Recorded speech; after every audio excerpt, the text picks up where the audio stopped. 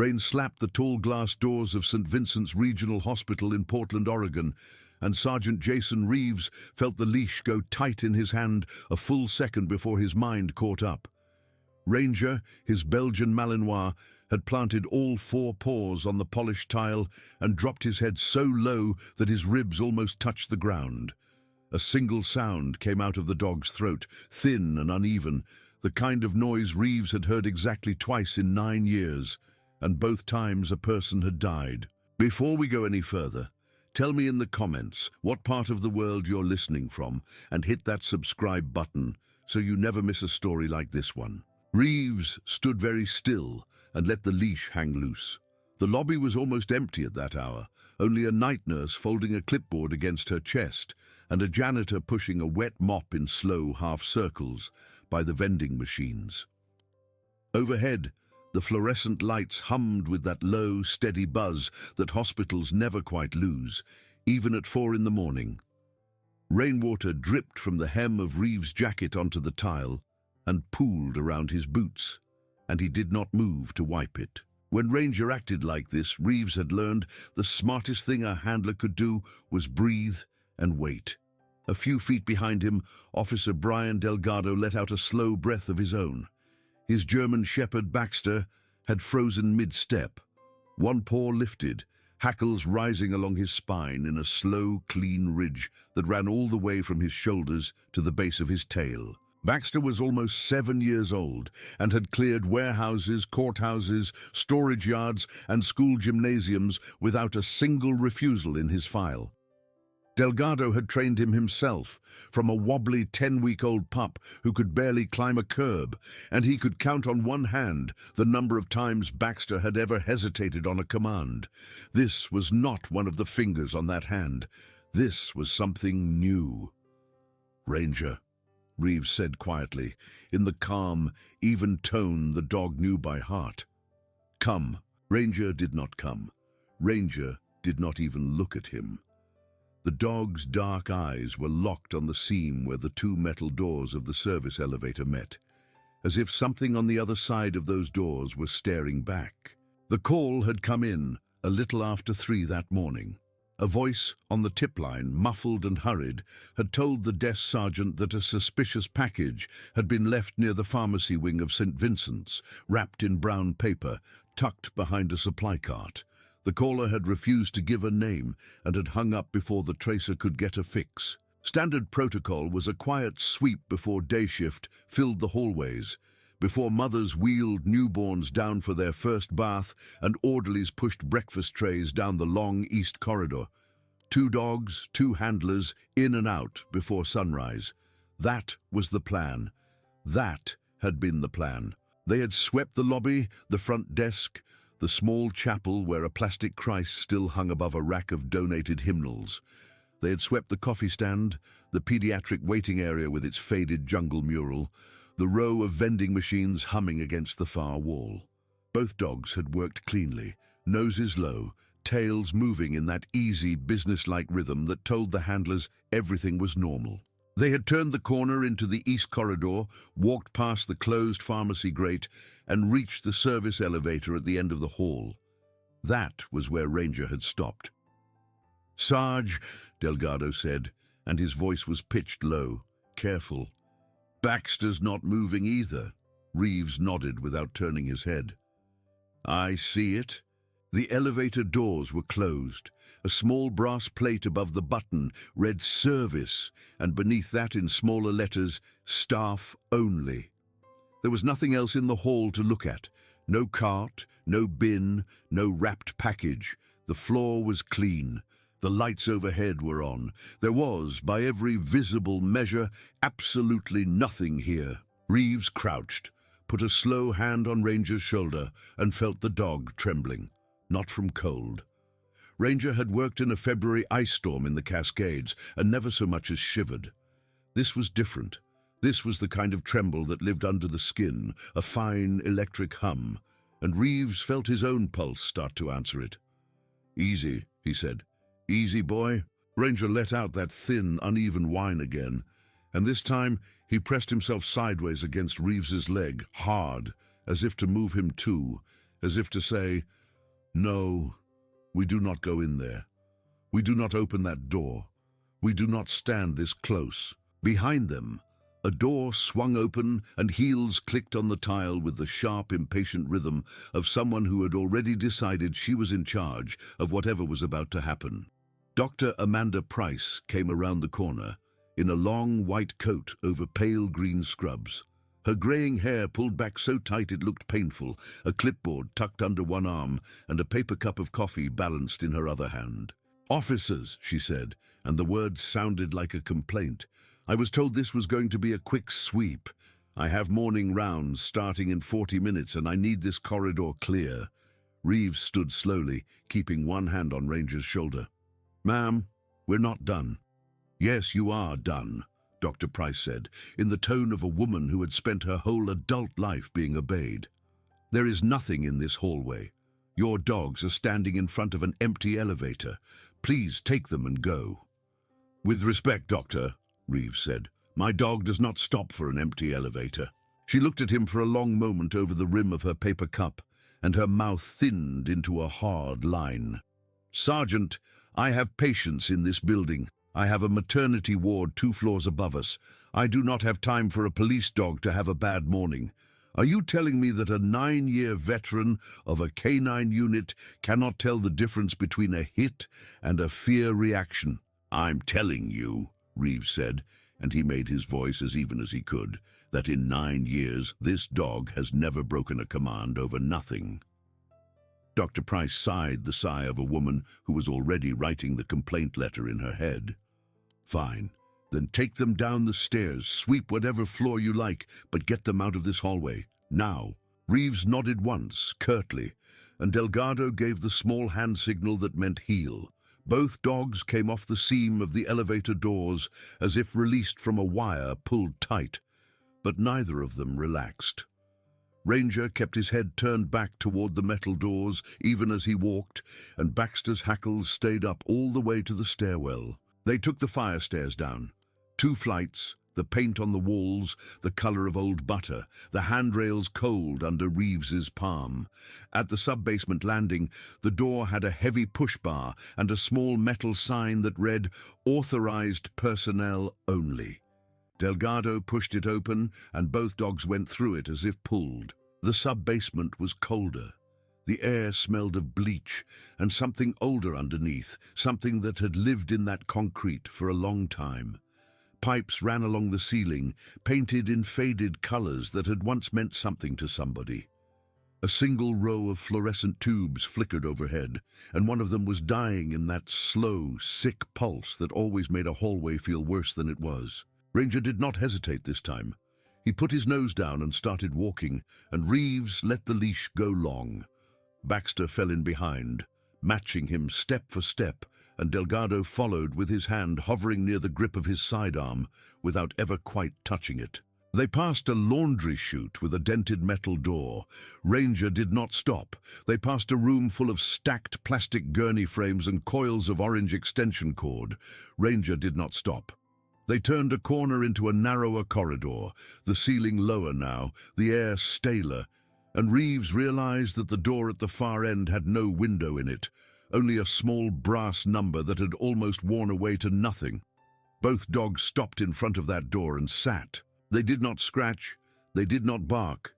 They sat side by side, and they stared at the door with the flat, patient focus of animals who had found exactly what they came for.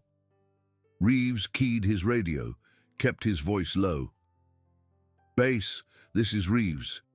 We've got 2 K9 alerts in the sub-basement of St. Vincent's, East Side, maintenance corridor, requesting a supervisor and a wagon. Static." Then a woman's voice. "Copy, Reeves. What have you got?" "I don't know yet," Reeves said, "but I'm about to find out." Delgado tried the handle. It was locked. He looked at Reeves. Reeves looked at the door, then at Ranger, whose ears had not moved a millimeter, then back at the door.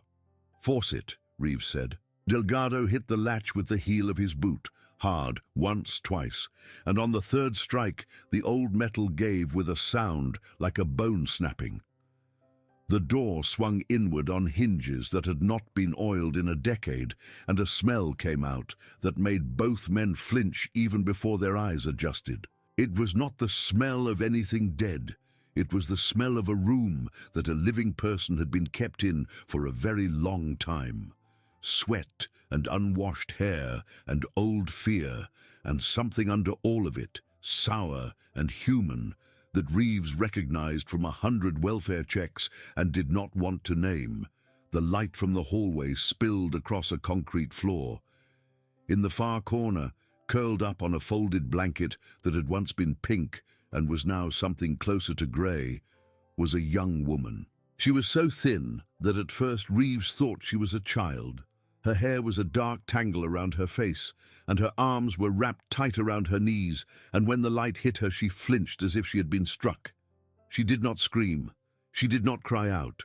She made a small, high sound in her throat that had no words in it at all, and then she began to weep so quietly that if the room had not been dead silent, Reeves would not have heard it. "Oh, God," Delgado said softly. Reeves went down on one knee just inside the doorway and put his hands where she could see them, palms open, empty. "Hey," he said. "Hey, my name is Jason. I'm a police officer. You're safe now. You're safe." She did not answer. She only pressed herself harder into the corner and hid her face against her knees. Ranger stepped past Reeves without being told and walked slowly across the concrete, all his tension gone now, replaced by that soft, careful posture Reeves had only ever seen him use with children at community events. The Malinois lay down 2 feet from the folded blanket, chin on his paws, and waited. The young woman lifted her head very slowly. She looked at Ranger for a long time. Then she reached out one thin, shaking hand and laid 2 fingers on the top of his skull, right between his ears. Ranger did not move. He closed his eyes. "Chloe," she whispered. Reeves went very still. "What?" "Chloe," she said again, and her voice cracked on the second syllable. "Chloe Hartman. I'm Chloe Hartman. Please, please tell my mum." Reeves felt the floor tilt under his knee for just a second. Chloe Hartman, 22 years old, vanished from a covered bus stop in Salem more than 6 months earlier on a Tuesday afternoon in the middle of a rainstorm, leaving behind a canvas backpack and a paper cup of coffee still warm on the bench. Her mother, Marlene, had stood on the local news for 3 weeks straight, holding up a photograph of a smiling girl in a graduation cap. The case had gone cold in a month. The photograph had been on the wall of the Portland precinct for 187 days. "Chloe," Reeves said, and he kept his voice as gentle as he had ever kept it in his life. "Chloe, I need you to listen to me. We are going to get you out of here. Right now, nobody is going to hurt you again. Do you understand?" She nodded, very small. "Delgado," Reeves said without turning his head. "Radio it in, now." And he never got to finish the sentence. Footsteps came down the corridor outside, fast, hard, the click and jangle of a heavy ring of keys against a metal belt loop. Not a nurse's step, not the sensible squeak of a doctor's shoes. Boots on concrete and moving with purpose. Baxter turned in the doorway and his whole body went low and coiled. The man who rounded the corner had the kind of face that would not stand out in any photograph. He was in his late 50s, tall and thick through the shoulders, in a grey uniform shirt with a name patch stitched over the pocket. His hair was cut close to his scalp, and there was a set of keys on his belt that jangled with every step. Reeves saw the patch clearly in the yellow light. Wayne Prescott, maintenance. Prescott stopped when he saw them. His eyes went from Reeves, kneeling by the girl, to Delgado, standing in the doorway with a hand on his radio, to the 2 dogs, and then to the open door of the room he had, until 3 minutes ago, been the only person in the world who knew the inside of. Everything happened in about 2 seconds after that. Prescott's face collapsed. There was no other word for it. The polite blankness that maintenance men wear like a coat fell off him in one movement. and what was underneath was ugly and old, and had been living behind that face for a long time. His right hand shot toward the inside of his grey jacket, and it moved with the smooth, practiced speed of a man who had rehearsed that motion in a mirror. Baxter did not wait for the command. Baxter went. He hit Prescott high in the chest, a dark blur of muscle and teeth, and drove the man backward into the concrete wall so hard that a dent appeared in the drywall above his head. Baxter's jaws locked on the sleeve of Prescott's jacket, not skin, and he held there, growling with a low freight train sound that came out of somewhere deeper than a dog's throat should reach. Prescott's hand was pinned inside his own coat. Delgado was on him a half-second later, his knee in Prescott's stomach, his own hand closing hard around the man's wrist. "Don't you move," Delgado said, and his voice was not the voice of a man asking, "Don't you breathe?" Prescott made a small, wet sound and did not move. Reeves did not stand. He did not turn around. He kept his eyes on Chloe Hartman, and he kept his hands where she could see them, and he said very softly, "It's okay. It's okay. He can't hurt you now." She nodded again, tears running down her face in silent lines, and her hand tightened in the fur of Ranger's neck. Ranger did not move. He stayed exactly where he was, chin on his paws, eyes half closed, letting a stranger grip him hard enough to leave marks in his coat. Behind Reeves, Delgado pulled a pistol out of Prescott's jacket pocket, a small black revolver, cheap and old, the kind that gets bought at gun shows for cash.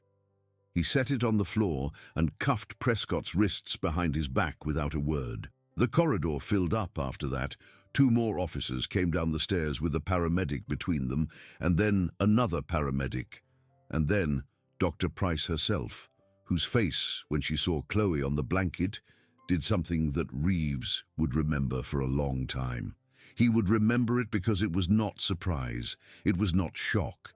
It was the face of a woman who had just realized that the ground she had been walking on was a lot thinner than she had believed.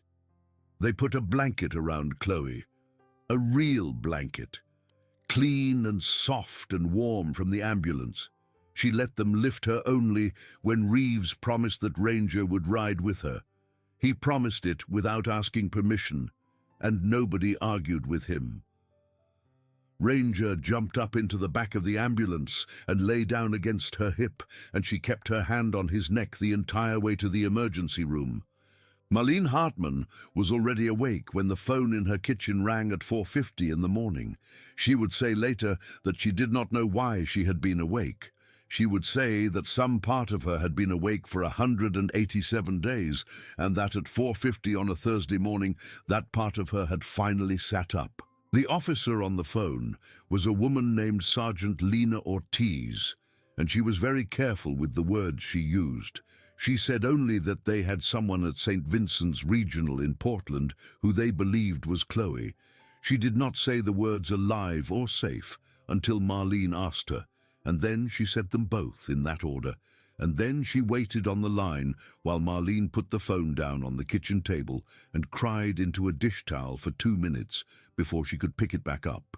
Marlene drove from Salem to Portland in the pre-dawn dark, 61 miles of black interstate with the wipers going and the radio off, and she would say later that she did not remember any of the drive. She parked crooked in the ambulance bay, ran through the sliding doors, and Sergeant Ortiz caught her by the elbow and walked her without speaking down a fluorescent hallway to a room where a thin young woman was sitting up in a hospital bed with a Belgian Malinois curled asleep across her legs. Chloe looked up. Her mother stopped in the doorway with her hand over her mouth. For a long moment, neither of them said anything. Then Chloe held out her arms, and Marlene crossed the room in 3 steps and gathered her up, and they held each other and did not let go for a very long time. Ranger did not move. He stayed pressed against Chloe's legs like a heating pad, one ear cocked, And only when Marlene finally pulled back enough to look at her daughter's face did the dog lift his head and give one soft, closed-mouth chuff, as if to say, "Yes, this is the right person. You can breathe now." Reeves watched from the doorway. His eyes were burning. He blinked hard and pretended he was tired. They kept Chloe at St. Vincent's for 4 days.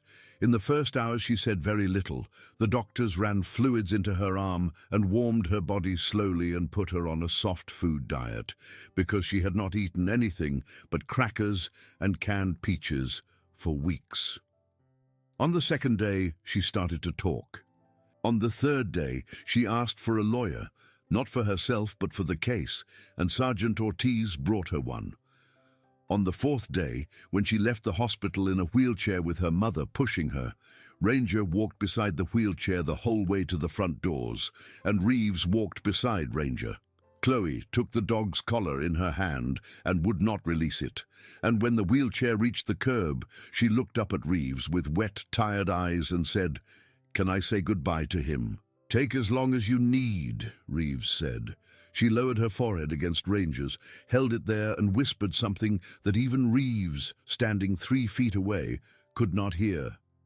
Then she straightened up, let go of the collar, and let her mother wheel her out into the grey Portland morning. Ranger watched her go. He did not whine. He did not follow. When the ambulance bay doors slid shut, he sat down on the tile and let out one long, slow breath, and Reeves crouched and put both arms around his dog and held him for a full minute right there in the middle of the hospital lobby, and nobody made him move. That should have been the end of it. In a story less strange and less cruel than the real world, it would have been. Wayne Prescott would have gone to a courtroom, and a jury would have looked at him for 6 hours and sent him to prison for the rest of his life, and the Portland Police Bureau would have pinned a medal on Ranger and Baxter, and everyone would have gone home. Some of that did happen, but not yet, and not that simply, because when the detectives searched Wayne Prescott's small yellow house in the Lentz neighborhood the next afternoon, they found a locked footlocker in the crawl space under the porch, and inside the footlocker they found 3 composition notebooks with black marbled covers. The notebooks were dated. The first one went back 11 years. Detective Marcus Rowland was the one who opened the first notebook, and he was the one who, after 5 minutes of reading in silence at Prescott's kitchen table, put the notebook down very carefully and walked outside and stood on the porch and breathed for a while before he came back in. He was a 16-year veteran of the Bureau. He did not shake easily. He was shaking a little when he came back inside. The notebooks were a log. In small, neat block letters, Wayne Prescott had recorded dates, addresses, and initials going back more than a decade. Some of the entries were followed by check marks. Some were followed by X marks. Some had a single word after them, always the same word, written in a slightly different pen: keep. Chloe Hartman's initials were in the third notebook, dated 8 days before her disappearance. There was an address next to her name. It was the address of the covered bus stop in Salem. There were 71 entries with check marks in total. 71 dates, 71 addresses, 71 sets of initials. 7 of them had the word keep. Detective Rowland brought the notebooks to the Portland precinct on a Friday afternoon, put them on the desk of his lieutenant, and said, "We have a problem that is bigger than one custodian." That was the first turn of the second wheel. The task force that formed over the next 10 days was quiet. It included 2 detectives from Portland, one from Salem, one from the Oregon State Police, and a federal agent from the Portland field office of the FBI named Marisol Vega, who had been working missing persons cases in the Pacific Northwest for almost 12 years and had a wall in her office covered with photographs that she could put a name to for every single face. When they showed her Prescott's notebooks, she went through them for 6 hours without standing up and without eating, and when she finally lifted her head, her eyes were red. "He didn't take all of them," she said. Detective Rowland looked at her. "What?" "He didn't take them," she said. "Not all of them." Look at the pattern. Some of the check marks are close together. Some are months apart. Some are in Portland. Some are in Salem. Some are down in Eugene. Some are up in Longview. A single man does not move that fast on a maintenance salary. He was scouting for someone else. The room went very still. He wasn't taking notes on his own crimes, Agent Vega said. He was taking orders, or he was passing information. Either way, he was not alone. That was the second turn. They went back to Wayne Prescott.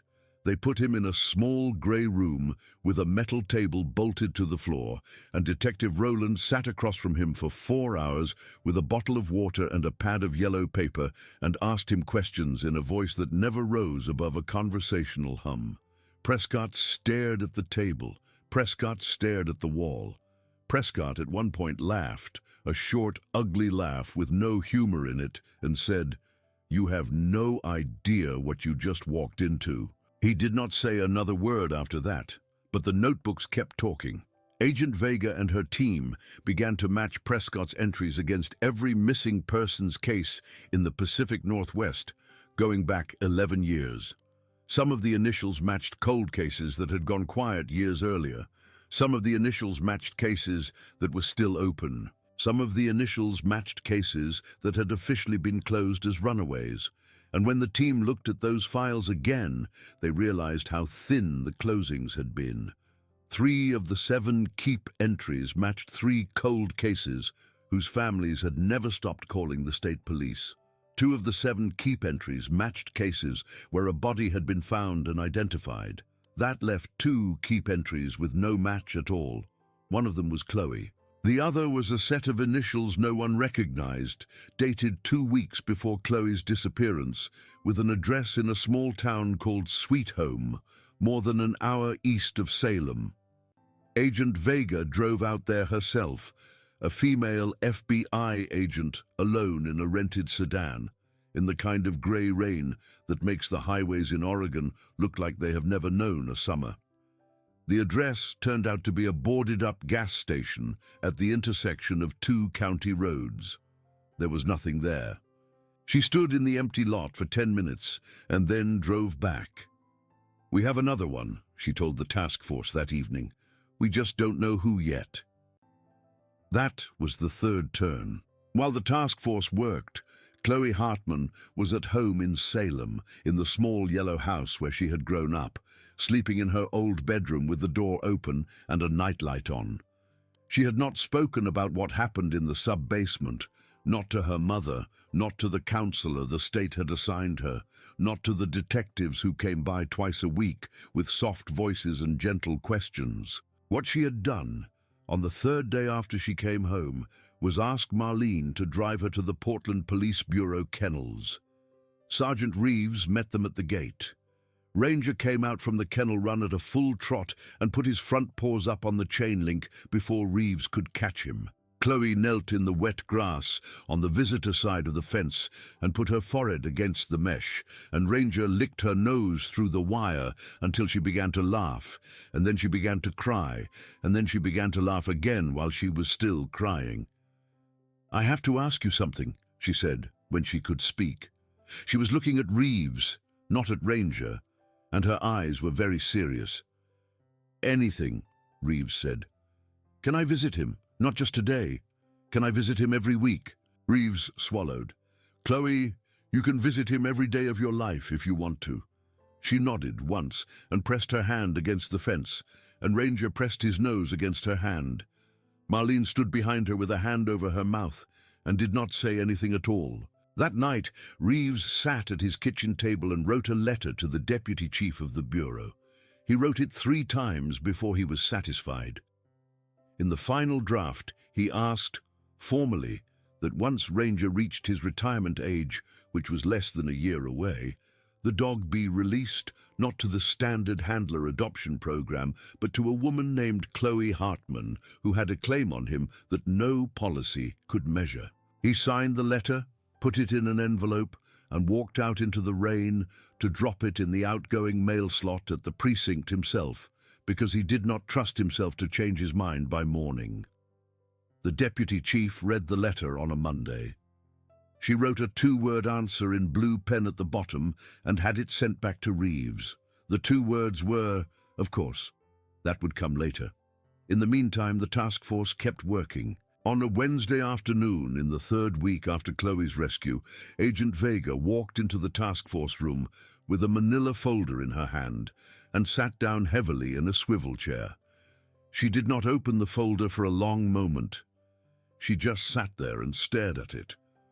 "What is it?" Detective Rowland said. "You are going to hate me," Agent Vega said. "I already hate everything about this case," Rowland said. "Say it." She opened the folder. Inside were bank records. Wayne Prescott, on a maintenance salary of $41,000 a year, had deposited in cash over the past 6 years more than $180,000. The deposits were small, never more than $3,000 at a time, always in cash, always at branches on the east side of Portland. The pattern was clean, the pattern was practiced, the pattern was somebody else's money. He was being paid, Rowland said. "He was being paid," Vega agreed. "By who?" Vega turned the page. Under the bank records was a printout of Prescott's phone records for the past 12 months. Most of the numbers on it were nothing. A few were pizza places, a couple were his estranged sister in Boise, one was a hardware store in Gresham. But 3 numbers, spread across the year, matched a single burner phone that had also been used on the day of Chloe Hartman's disappearance to make a call from a cell tower 6 blocks from the bus stop where she was taken. Rowland exhaled. "Whose burner?" "That is exactly what we are going to find out," Vega said. That was the 4th turn. They traced the burner. It had been bought at a big box store in Beaverton 3 years earlier, with cash, no camera coverage, dead end at the point of purchase. But burners are like ants. Follow one, you find more. The task force worked the tower records for 6 days straight, cross-referenced every number the burner had called, and pulled a web out of thin air that spread across 2 states and touched 23 phones, of which 19 were also burners. 4 were not. 2 of the 4 belonged to a man named Douglas Marner, who owned a chain of self-storage facilities in Oregon and southern Washington. 1 belonged to an accountant in Vancouver, whose name and address were listed as the registered agent for 6 shell companies. And 1, and this was the one that made Detective Rowland stand up from his desk and walk out of the room, belonged to a woman on the 4th floor of St. Vincent's Regional Hospital. Her name was Amanda Price. The room was very quiet when Rowland came back in.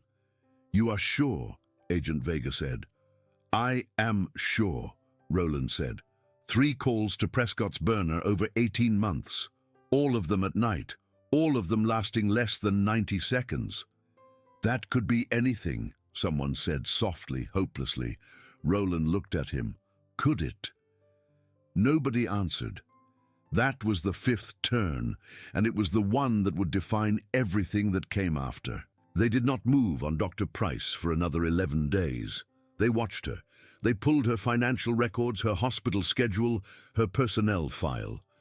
Dr. Amanda Price had worked at St. Vincent's Regional for 19 years. She ran the internal medicine department. She was on the board of 2 local charities. She had a house in the West Hills that had cost her $1.2 million in cash 6 years earlier, a purchase that on her salary should not have been possible without either an inheritance she did not have or a source of income she had not declared. She had. The purchase had been made through a trust.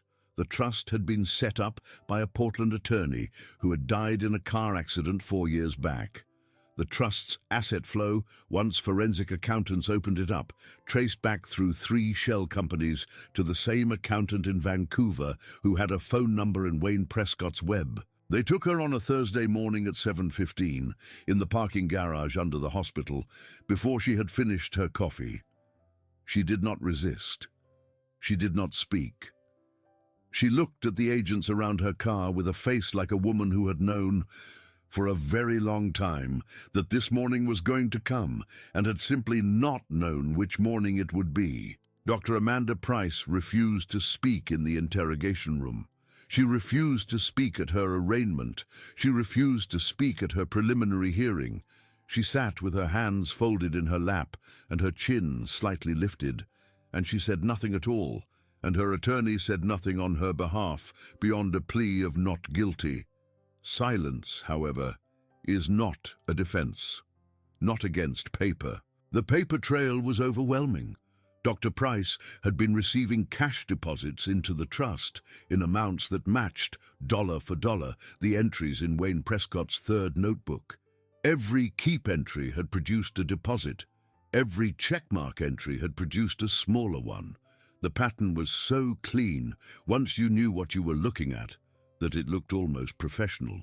Dr. Price had not taken Chloe Hartman. Dr. Price had not even known Chloe Hartman was in her hospital. What Dr. Price had done was maintain, for many years, a private supply room on a floor she controlled, in a corridor no one used, in the sub-basement of a hospital where no one questioned her key privileges.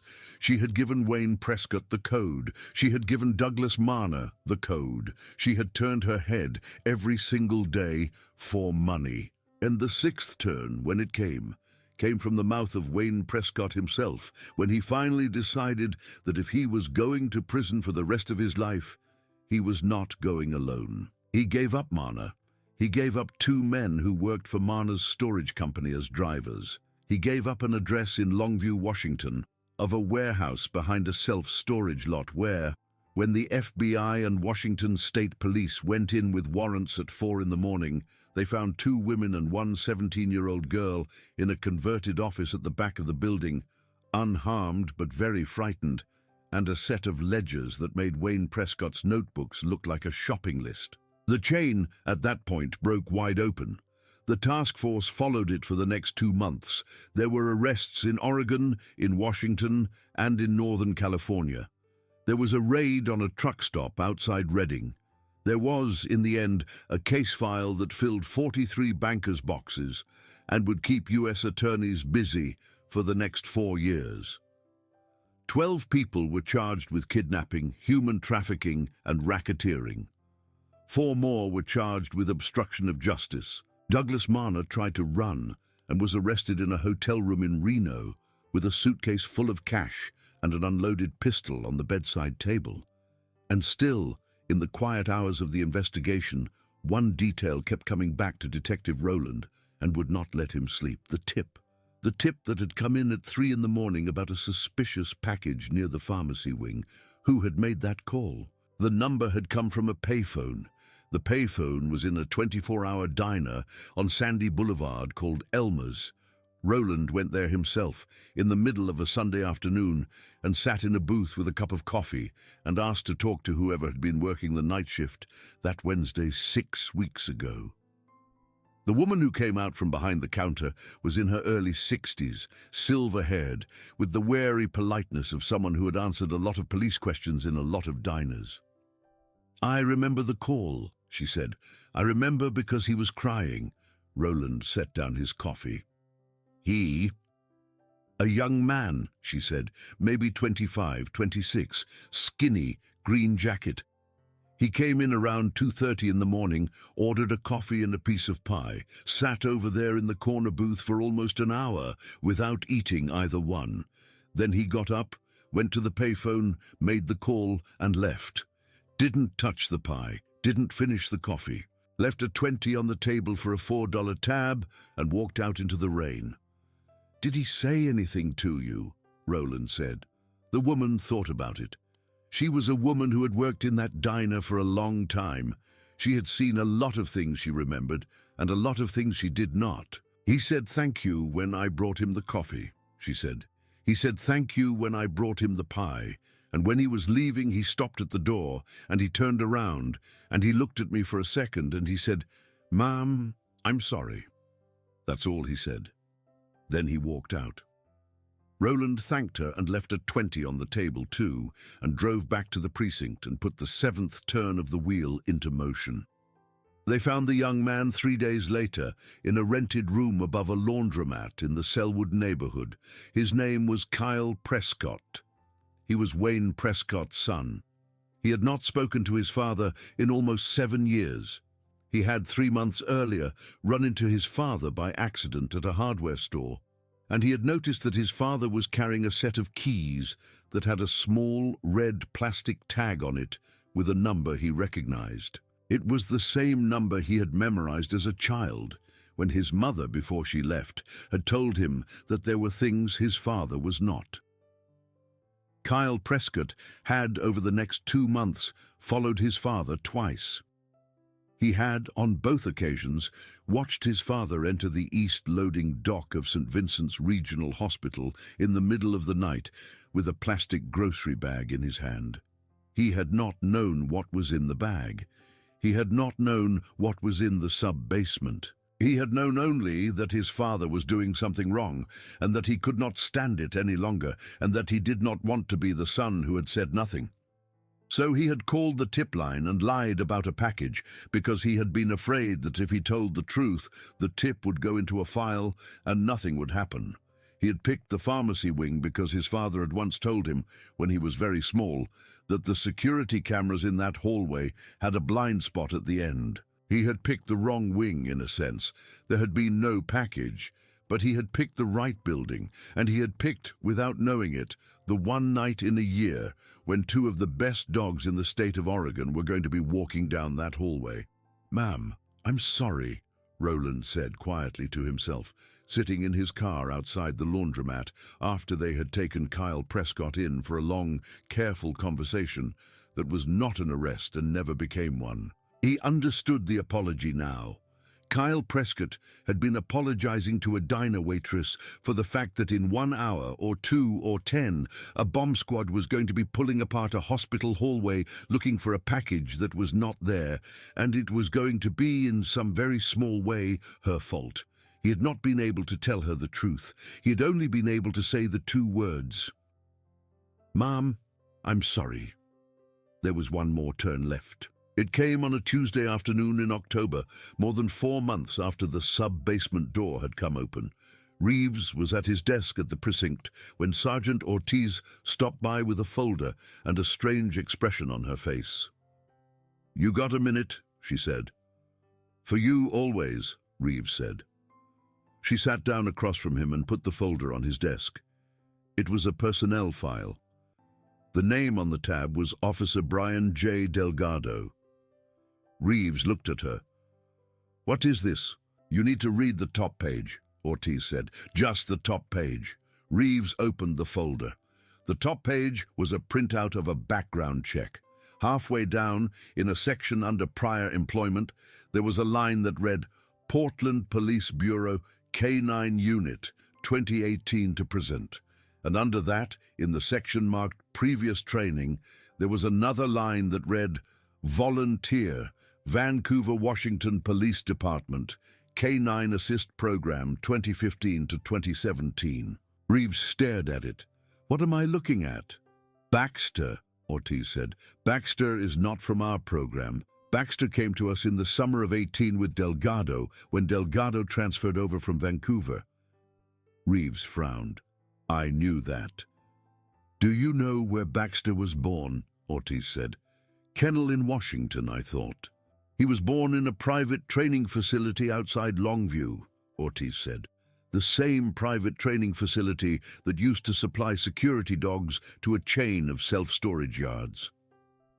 Reeves felt something cold slide down his spine. "Douglas Marner's storage yards." "Douglas Marner's storage yards," Ortiz said. Reeves closed the folder very slowly. "Are you telling me that Baxter—" "I am telling you," Ortiz said, "that when Baxter went low and coiled in that doorway, it was because he recognized Wayne Prescott, not by sight, by smell.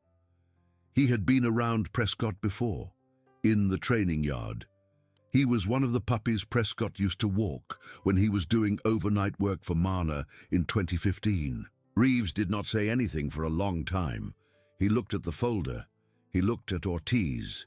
He looked out the window of the precinct, where a fine Oregon rain was falling on the parking lot, exactly the same kind of rain that had been falling on the morning they had walked into that lobby. "So Baxter," he said slowly, recognized the man who used to be around him as a puppy.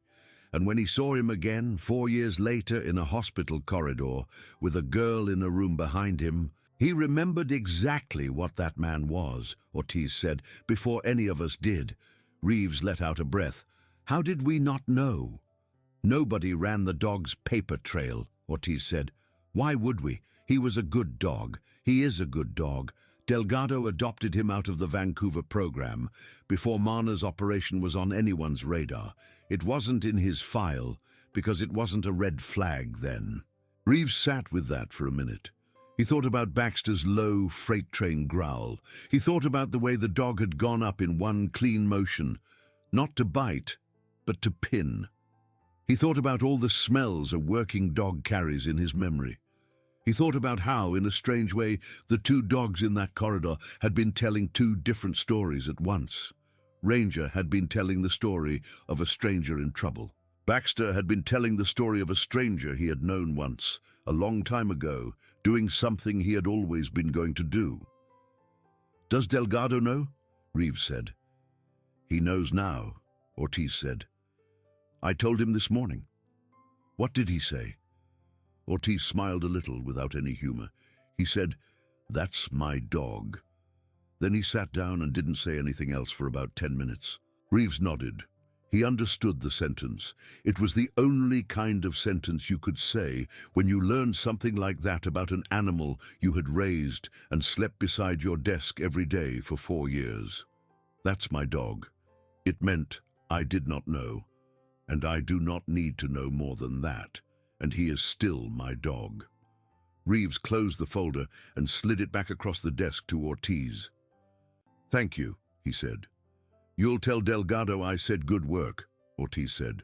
I will, Reeves said, but he's going to tell you it wasn't him. I know, Ortiz said. She smiled again, tired. That's what they always say.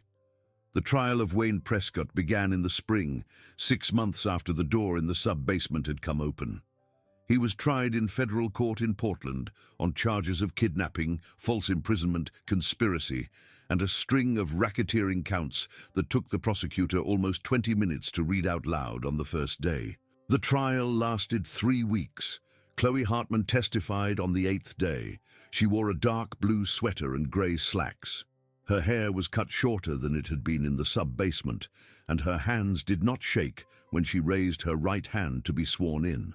Marlene sat in the front row of the gallery, holding a tissue that she never used, and behind Marlene sat Sergeant Reeves in his dress uniform, and beside Reeves sat Officer Delgado, and in the row behind them sat Detective Rowland, who had been called earlier and had already given his own testimony.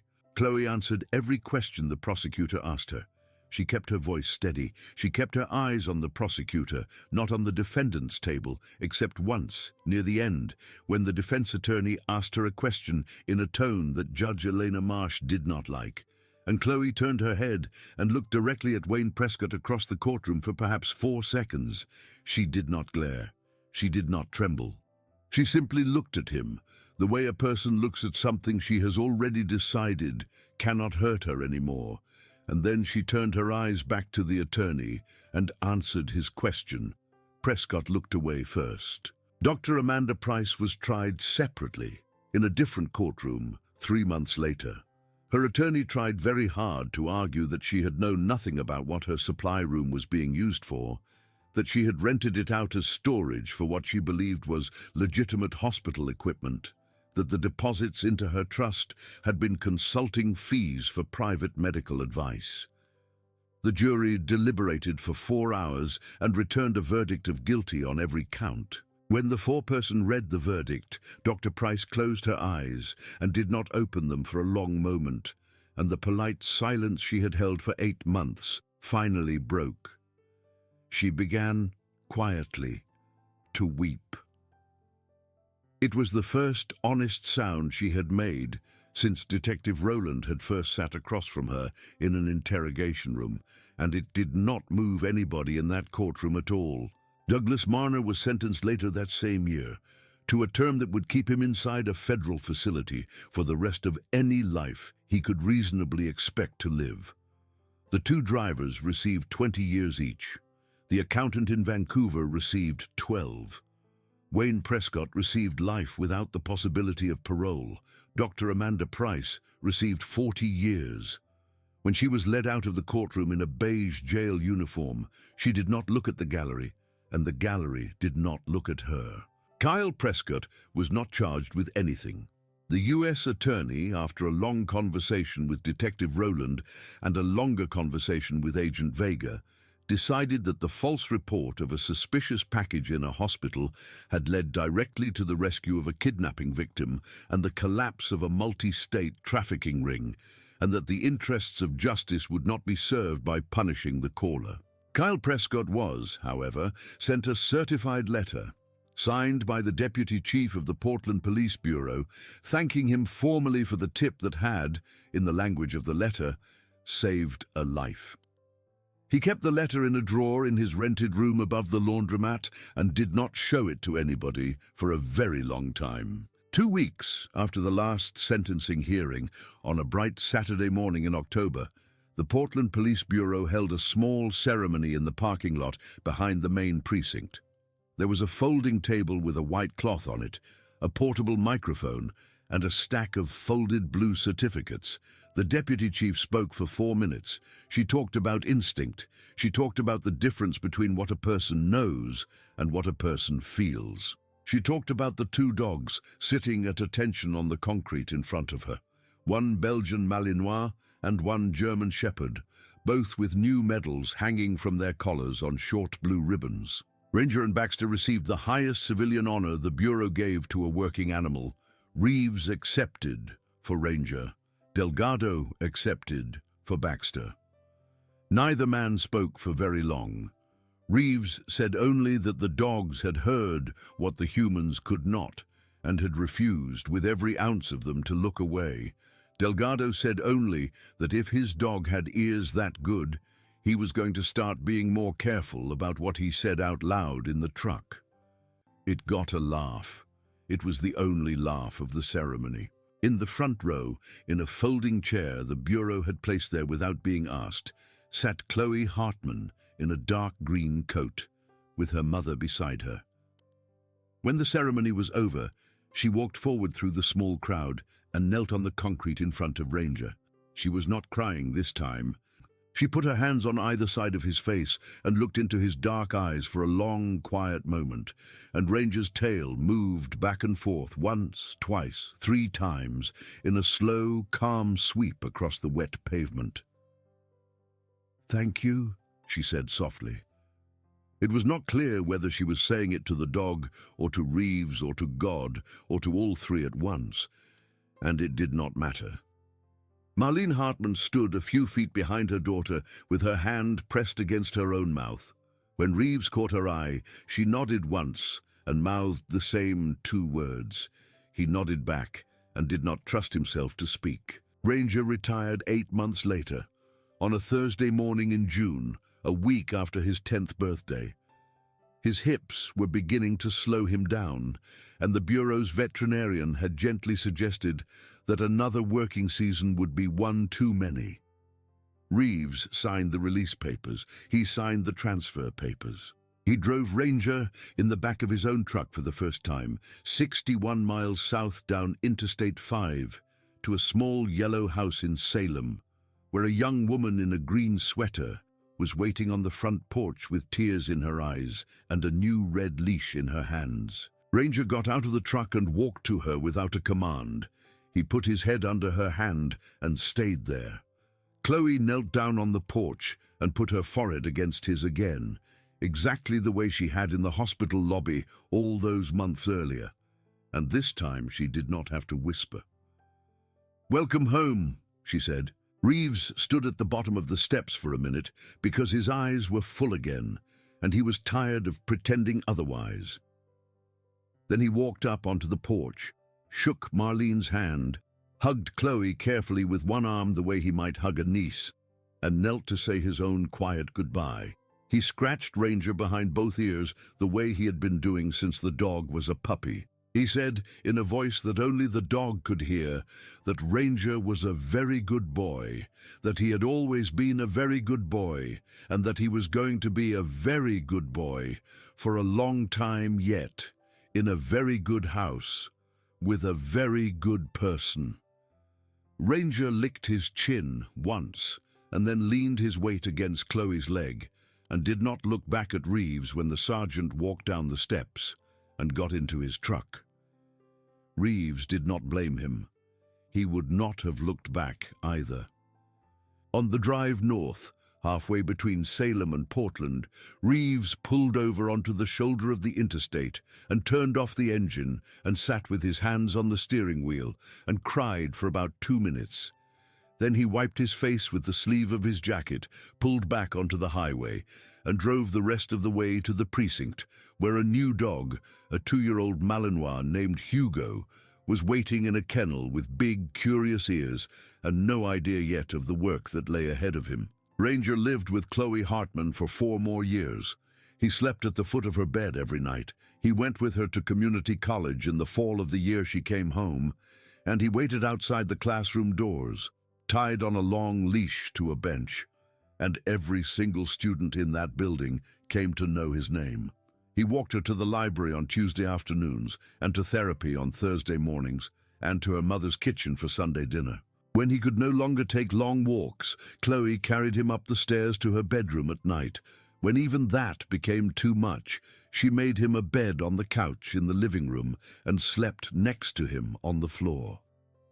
He passed on a rainy November morning, quietly, with his head in her lap and his eyes closed, and Chloe and Marlene buried him in the backyard under a maple tree that had been planted the summer Chloe was born. Reeves came for the burial. So did Delgado and Baxter, who was grey around the muzzle by then and walked a little stiff. So did Detective Rowland and Agent Vega and Sergeant Ortiz, all in dark coats, standing quietly in the wet grass while Chloe read something short she had written on a piece of yellow paper. She did not cry when she read it. She only shook a little when she got to the last line. "He heard what nobody else could hear," she read, "and he did not look away. And because he did not look away, I get to stand here in my own backyard on a Saturday morning and read this in the rain." Then she folded the paper, put it in her pocket, and put her hand on the small wooden marker Marlene had made, and stood there for a long minute in silence while the maple tree dripped rain onto her hair.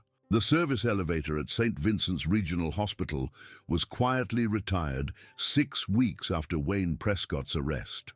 The hospital board voted in a closed session to renovate the entire east basement. The maintenance corridor was gutted, the narrow door with the faded number was removed, and the small room behind it was filled in with concrete and covered with a new mural, a soft blue thing full of birds and clouds, painted by a group of local high school students. The sub-basement is not much used by staff anymore, but on the anniversary of the rescue, every year on the same rainy Wednesday, someone in a green Portland Police Bureau windbreaker walks down the fire stairs, stands in front of the mural for about a minute, does not say anything, and walks back up. Nobody at the hospital has ever asked who it is. They all know. On a Thursday morning in the spring after Ranger passed, Sergeant Jason Reeves walked into the lobby of St. Vincent's Regional Hospital with a new dog on a leash. Hugo was 4 years old now, dark-eyed and confident, with the easy bearing of a dog who had done this 100 times.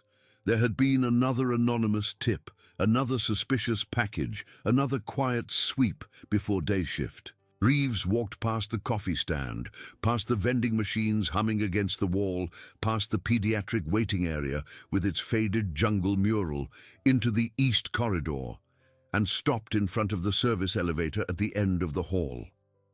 The elevator was new. The brass plate above the button was polished. The floor beneath his boots was clean. He stood there for a long moment, and then he crouched down and put his hand on Hugo's shoulder, and Hugo looked up at him with those bright, patient eyes, and Reeves said very softly, so no one else in the corridor would hear, "I knew a dog once who wouldn't stand where you're standing." Hugo's tail moved back and forth once, twice, and then settled. Reeves stood up, took a slow breath and pressed the button. The doors opened. Hugo stepped inside without hesitation. Reeves followed him in, and the doors closed on the two of them, and somewhere in the wet Oregon morning, in a small yellow house in Salem, a young woman in a green sweater was already awake, sitting at her kitchen table with a cup of coffee in her hands, watching the rain slide down the window and smiling without knowing why. If this story moved you, take a second to hit the like button. Tell me in the comments what part hit you the hardest, and subscribe to the channel so we can keep bringing you stories like this one, because there are more of them out there, and the world is better when we tell them.